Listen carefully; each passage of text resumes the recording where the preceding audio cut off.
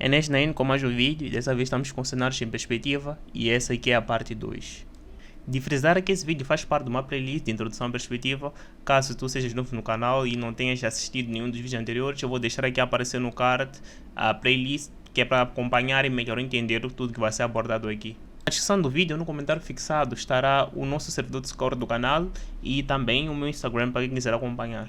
E se por acaso tu fores novo no canal, considere subscrever, deixar o like no vídeo e ativar o sininho para não perder mais vídeos que têm relação com desenho e perspectiva também.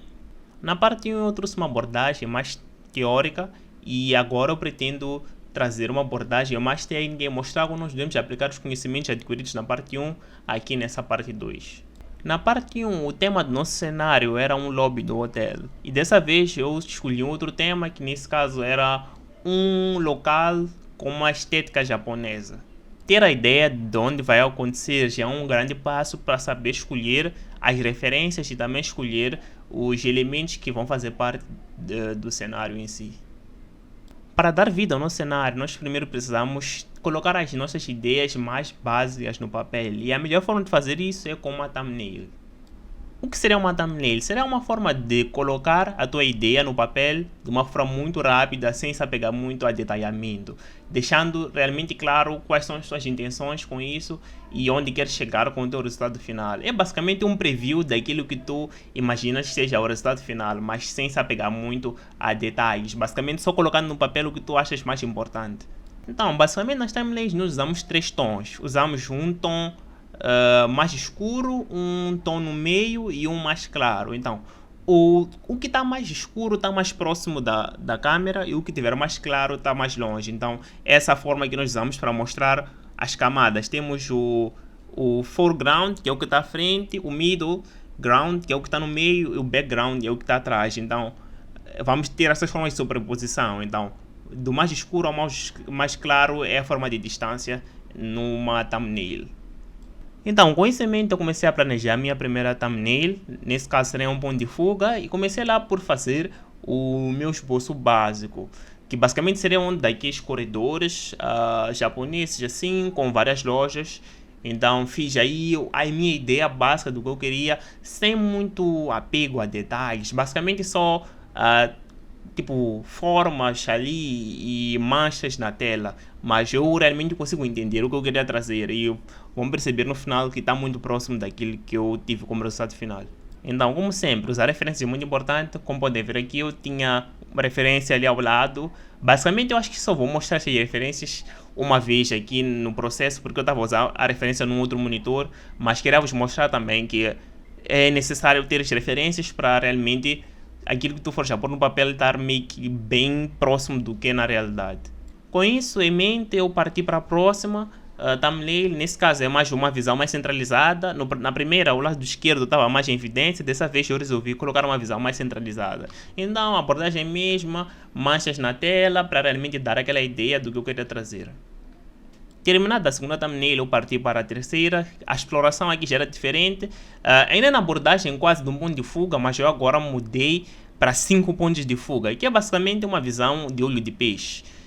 Isso é uma visão mais distorcida, onde as coisas geralmente ficam mais curvas, de acordo com a orientação dos pontos de fuga. Mas ainda o ponto de fuga que comanda é um ponto de fuga único, então ainda dá para abordar isso como se fosse quase um ponto de fuga. Só que as linhas já não são verticais, agora as linhas curvam para... Tipo, as verticais também curvam, as horizontais também curvam. Só temos linhas retas na linha do horizonte, na vertical e na horizontal. Então, basicamente só queria trazer uma abordagem diferente para a minha thumbnail. Com as 3 thumbnails finalizadas, eu comecei a fazer um mapa daquilo que seria a minha cena como tal. Eu tenho essa abordagem mais de fazer o plano do chão, como usei na parte 1, porque eu olho isso de uma forma mais técnica. E eu acho que quando tu tens um plano de antemão já feito do plano do chão, quando tu vais colocar isso em perspectiva é muito mais fácil. Tu não estás a adivinhar coisas, estás a colocar coisas que fazem sentido em perspectiva. Então eu comecei a fazer o esquema básico de como eu achava que seria a minha vista de cima do local. Mas futuramente eu fiz algumas alterações na peça final, mas não se afastou muito daquilo que era a ideia básica. Então a minha ideia aqui é basicamente era ter 2 edifícios no lado esquerdo e depois 3 edifícios no lado direito, olhando de cima. E no meio ter uma estrada. Eu só fiz as divisões para demarcar como que eu queria que a estrada tivesse o tamanho, no caso o passeio, nesse caso, porque é um local meio estreito. Então, basicamente, essa forma que eu uso para pensar na hora de idealizar meus cenários em perspectiva. Com o mapa da minha cena feita, eu parti agora para os acessórios, os objetos que estarão na minha cena. Então, como eu falei, temos as lanternas que tem lá. Então, eu parti daí por fazer uma vista ortográfica, assim, lateral, daquilo que seria a lanterna que eu quero desconstruir. Então eu comecei lá, fiz minhas divisões com técnicas que eu já falei anteriormente, e depois meio que só fiz um esboço básico daquele que eu queria como contorno da lanterna. Finalizado a vista lateral, eu parti para colocar isso em perspectiva, que é para ter uma visão do que realmente isso vai se tornar em perspectiva. Então eu fiz minhas medidas também em perspectiva, e como podem ver aí pelo resultado final, tipo do esboço, já dava um formato de algo semelhante a uma lanterna. Só que eu precisava entender mais isso, então eu preferi adicionar um pouco de cor, que era para realmente entender como que isso se comporta, e também estava a explorar um pouco para melhor entender isso. Então eu busquei as cores das paletas das minhas referências, e também apliquei um pouco daí o conceito de luz e sombra em perspectiva, que é algo que eu vou deixar para um próximo vídeo e vou explicar com mais vagar e com mais precisão, e vou reservar um vídeo inteiro só para isso. Feliz com o resultado da minha lanterna, com um pouco de cor, eu parti para fazer as placas de sinalização. Basicamente, placas que dizem o nome da loja, por exemplo, por aí. Então eu demandei muito tempo, basicamente usei o mesmo processo para essas placas. Primeiro fiz uma vista ortográfica, a desconstruir a placa na vista lateral, depois coloquei isso em perspectiva só para ver questões de volume da placa e como é que ela se comporta no espaço tridimensional. Podem ver pelo vídeo de fundo que eu fiz algumas explorações, vi tamanhos diferentes e formas de encaixar na parede de formas diferentes. Então deem esse tempo para realmente explorar, ver alternativas diferentes de placas ou de objetos que vocês querem colocar no vosso cenário, porque se vocês tiverem um plano antes do vosso objeto, é muito fácil na hora final colocar eles em perspectiva, porque vocês já têm realmente tudo já feito anteriormente. Então, para além das placas que podemos já fixar nas paredes, eu fui para as placas que podem ser colocadas no chão. Então a primeira foi aquela que realmente tem 4 pés e tipo, tem a opção de tu dobrar, e geralmente essas placas são as mais comuns, e também coloquei essas que tem um suporte vertical assim no chão, que também são muito comuns. Então, para mostrar também nesse assunto de diversidade de acessórios, para realmente popular a cena e não parecer que temos objetos repetidos, então ter uma variação de objetos também ajuda muito a realmente mostrar que o ambiente é muito vivo, tem diversidade de opções, de coisas que tu podes procurar e olhar realmente. Então, com os acessórios que eu achava muito importante estarem lá mapeados, porque porventura eu podia adicionar mais coisas, mas a base já estava feita, eu resolvi partir para realmente desenhar o mapa do que seriam os meus edifícios. Não comecei com o mapa do primeiro edifício, que seria meio que uma loja assim. Então eu primeiro comecei com a vista frontal, comecei a desconstruir, usei referência para tal, procurei referências no Pinterest de lojas japonesas e tal. Fiz a vista frontal, desconstruí ela, levei muito tempo com isso, tipo, só para vos consciencializar cada fase. Realmente eu demorei por volta de uma hora para realmente, por exemplo, sei lá, fazer vista frontal, porque realmente eu não estava a copiar, eu estava a desconstruir para realmente saber como montar isso depois em perspectiva. Então, só para vos realmente mostrar que é um processo muito demorado. Com a vista frontal terminada, eu parti para a vista lateral, e também a abordagem foi a mesma. É basicamente peguei minha referência, desconstruí, adaptei para aquilo que eu quero colocar e fiz minhas alterações, fiz minhas medidas com a lógica que eu já abordei em vídeos passados. Basicamente, na parte de desconstruir desconstruir estruturas, a mesma coisa que, por exemplo, construir um veículo, tipo, a lógica é toda a mesma. Da mesma forma que eu desconstruí as placas, também vistas ortográficas, depois podemos realmente colocar isso em perspectiva.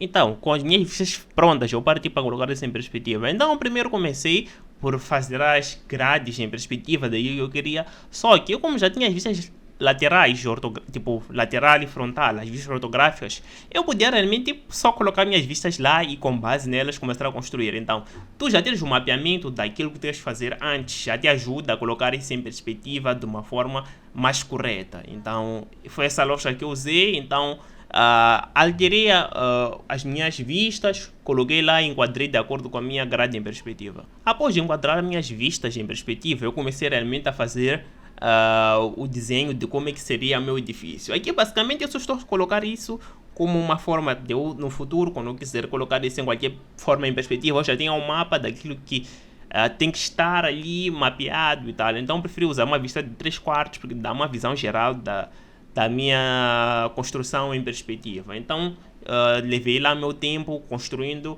o edifício, explorando realmente aquilo que são as vistas laterais e o poder de ter vistas ortográficas nesse caso. Então, para vos mostrar que basicamente, se eu faço uma vista ortográfica, eu já tenho a minha construção feita. Eu só preciso colocar isso em perspectiva e saber como realmente manipular aquelas dimensões. Terminado o meu primeiro edifício, eu parti para realmente fazer o estudo do segundo. Então a lógica foi a mesma. Eu comecei primeiro com uma vista frontal e fiz as explorações, as divisões, as medidas.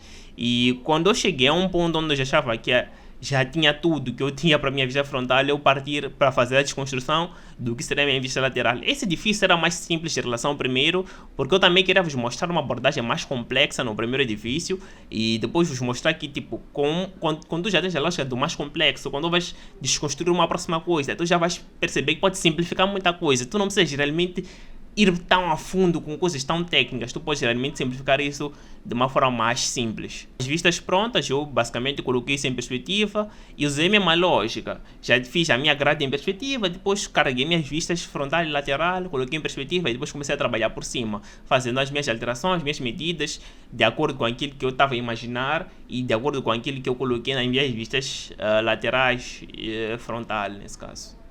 Com o segundo edifício terminado, eu parti para o terceiro e quanto mais eu avancei, eu comecei a trazer formas mais simples de resolver. Então, com esse edifício, eu me frisei simplesmente a ter uma vista frontal, porque eu podia resolver tudo depois com adaptações e futuras adições. Então, basicamente, eu peguei um edifício de referência, comecei a desconstruir ele, coloquei na minha grade em perspectiva. Em seguida, após eu estar bem feliz com aquilo que eu queria como minha ideia, eu parti para colocar isso em perspectiva e fiz minhas alterações para que o edifício parecesse como aquilo que eu queria que ele se tornasse. Então pode ver que a lógica é a mesma. Eu já fiz o meu mapa da minha grade em perspectiva, carreguei minha vista ortográfica, coloquei minha vista frontal, no caso, coloquei lá e depois comecei a fazer minhas medidas, minhas alterações para parecer com o edifício que eu queria que se tornasse e também tomei minhas liberdades de fazer alterações nas dimensões, realmente colocar a ideia que eu queria do edifício como tal. Finalizado o terceiro edifício, eu parti para o último edifício que eu ia desconstruir. Nesse caso, eu também só me limitei a uma vista frontal, fiz as mesmas desconstruções e depois, com a desconstrução feita na vista frontal, eu parti para realmente colocar em perspectiva, fiz o mapa da minha grade, depois carreguei a minha vista frontal para lá e enquadrei exatamente como eu queria e depois comecei a fazer minhas alterações como os nossos edifícios, fiz minhas medidas, levei lá meu tempo para realmente fazer com que o edifício ficasse aquilo que eu queria em perspectiva. Bom, com os elementos que eu achava importantes estarem mapeados, já prontos, eu parti para realmente ter uma ideia daquilo que seria a minha linha do horizonte. Queria uma linha do horizonte muito embaixo e que eu pudesse ter uma visão mais para dentro dos edifícios. Não tão no chão, mas também não tão para cima. Então foi essa escolha que eu tive. Só que quando eu cheguei nesse ponto, eu me deparei que realmente faltava fazer um mapeamento mais claro daquilo que era o meu plano do chão. Então voltei para ele, fiz minhas medidas de novo e coloquei minhas linhas finais para garantir que o meu plano do chão faz sentido em perspectiva. Então, depois de dias de planejamento, o meu resultado foi esse. Eu realmente perdi as minhas gravações das partes finais, porque o meu Clip Studio já estava muito, mas muito sobrecarregado com a dimensão da folha. Então eu resolvi parar de gravar a minha tela para realmente dar espaço para o Clip Studio, tipo, carregar mais rápido as preferências, os saves, e confiei que o timelapse estava a gravar e ele realmente estava, só que quando eu realmente já estava para exportar o timelapse, ele deu um erro e realmente corrompeu o mesmo. Eu tentei recuperar, mas não consegui e eu só consigo realmente agradecer porque eu tinha realmente gravado a minha tela, porque se não tivesse gravado, realmente teria perdido toda a gravação se eu tivesse confiado no timelapse do Clip Studio. Mas o resultado final foi esse. Espero que isso vos dê alguma luz para aquilo que é os conhecimentos sobre cenários, e basicamente é isso que eu tinha para expor aqui sobre cenários em perspectiva. Agradeço imenso a quem esteve até aqui. Espero que considere se inscrever no canal, deixar o like no vídeo, partilhar para que chegue a mais pessoas, e também lembrar que o meu servidor Discord do canal está aqui na descrição do vídeo ou no comentário fixado. O meu Instagram também para quem quiser acompanhar. Espero que esse vídeo tenha vos ajudado. Até o próximo vídeo. Valeu e fui.